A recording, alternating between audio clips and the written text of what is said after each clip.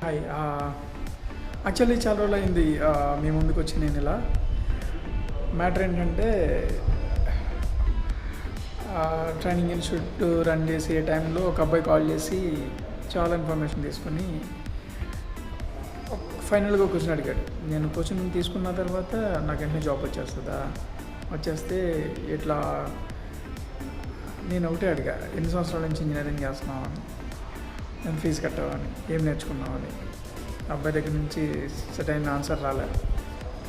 అన్న తర్వాత మళ్ళీ తను ఎందుకో గొడవ పడ్డానికో లేకపోతే ఇంకా వేరే అగ్రెసివ్గా మాట్లాడడానికో అనిపించింది నాకు. ఫైనల్గా ఒక క్వశ్చన్ అడిగాడు, మీరు జాబ్ మానేశారు, ఇప్పుడు మళ్ళీ జాబ్లో జాయిన్ అవ్వాలంటే ఎంత కష్టమో తెలుసా మీకు అని. అరే టెక్నికల్ స్టఫ్ ఉండాలి రా, టెక్నికల్ స్టఫ్ ఉండాలి, at the same time by God grace అనేది కూడా ఉండాలి. అది ఎంతవరకు అంటే నువ్వు ఎంత ప్రయత్నిస్తే అంత అనే చెప్పాను వాడికి. కాదు, వీడికి చాలామందికి ఇదే ప్రశ్న ఉంటుంది, మానేసి ఇలా ట్రైనింగ్ ఇన్స్టిట్యూట్లో డబ్బులు ఎర్న్ చేస్తున్నారు అన్న ఇది వాళ్ళకి కలిగిందంటే చాలామందికి డౌట్ ఉంటుంది కదా. లెట్స్ ప్రూవ్ ఇట్ అని చెప్పేసి ఐ అటెండ్ మెనీ ఇంటర్వ్యూస్, చాలా ఇంటర్వ్యూలు అటెండ్ అయ్యాను.